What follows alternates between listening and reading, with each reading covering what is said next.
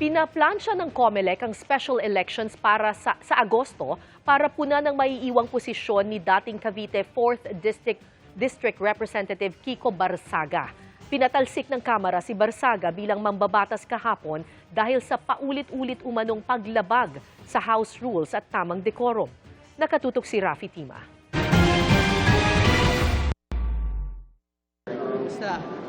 I'm free for interviews later. Meow meow. Last day of Congressman Kiko Barsaga.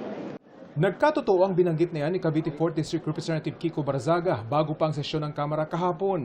Sa mismong sesyon, tahimik siya habang binabasa sa plenaryo ang desisyon ng House Ethics Committee na tuluyang nagpapatalsik sa kanya. Ayon sa desisyon, tila hindi naging epektibo ang naunang 2 60-day suspension kay Barsaga dahil hindi pa rin daw siya nagbabago. Tuloy-an nila ang pag-post ni Barsaga ng mga wala umanong basehang akusasyon. Makailang ulit din umano itong nanggulo at nag-livestream habang nakasesyon ng plenaryo. Lahat yan ay mga paglabag umano sa House rules at tamang decorum o pag-uugali ng isang public official. Another penalty of suspension will not likely deter the improper behavior. The committee approves to recommend the imposition of the most severe penalty of expulsion from office upon Representative Kiko Barsaga. Tila nakasuporta naman sa kanya sina Batangas 1st District Representative Leandro Leviste at Sagip Party List Representative Paulo Marcoleta, habang kinwestiyon ng ilang kongresista kung sapat ba ang mga paglabag para patalsikin sa Kongreso si Barsaga. Ang mga social media posts and speeches ni Kong Kiko Barsaga na bumabatikos sa pamahalaan, gaano man ka-provocative o ka-harsh, ito ay hindi sapat na dahilan upang pagkaitan natin ng kinatawan ang daan-daang libong mamamayan ng Dasmariñas, Cavite. Kahit tawagin niyang House of Crocodiles to, kung hindi naman sira yung integridad ng House, yung bang sinasabi niya ang nakasira? Pero gate ng chairman ng House Ethics Committee, kakaiba ang kaso ni Barsaga. Repetition of a similar misconduct will result to a more severe penalty. Nagsalita rin ng kaibigan ng ama ni Barsaga na si Palawan Representative Jose Pepito Alvarez. Gusto ba ninyo na manatili yung animal na yan dito? Animal in the sense na pusa daw siya. Hindi yung animal na animal siya. Hindi. Hindi ba pusa ka? O ayun, kita mo.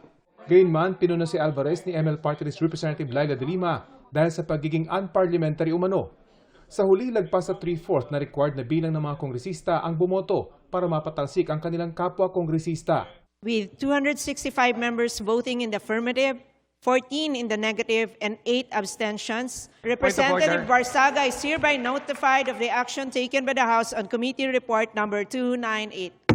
Agad lumabas ang kongresista matapos ang botohan at nakipag-selfie sa mga sumuporta sa kanya na sina Batangas 1st District Representative Leandro Leviste at Sagip Party List Representative Paulo Marcoleta. Sabi naman ni Vice President Sara Duterte sa kanyang open letter para kay Barsaga, okay lang anya kung iba si Barsaga basta totoo sa kanyang sarili at mga pinaniniwalaan. Wala pang desisyon si Barsaga kung kukwestiyonin sa korte ang pagpapatalsik sa kanya. Pero tiyak anyang mananatiling kritiko ng gobyerno hanggang may mali. Mensahe niya sa mga constituents sa Cavite. I'll be back 2028 siguro kung may elections, and andun pa rin ako sa Cavite. Feel free to say hi if you meet me. Okay? But ngayon, private citizen muna si Kong Meow Meow. Napag-usapan naman sa COMELEC Anbang Session ang pagsasagawa ng special elections para sa magiging kapalit ni Barsaga sa August 22 o 29. Tayo bibinigyan lamang ng ating saligang batas ng hindi po maaga ng 60 araw at hindi po lalampas ng 70 araw makatapos ang pagkaroon ng pagpakante dyan sa mababang kapulungan. Ayon sa COMELEC, aabot ng hanggang 200 milyong piso ang kanilang gagastusin para sa special elections sa nag-iisang distrito ng Dasmariñas, Cavite. Halos kalahating milyon daw kasi ang botante rito, kaya may kamahalan para mapalitan ang pinatalsik na kongresista. Mula rito sa Kamara, Rafi Tima, Nakatutok, 24 Oras.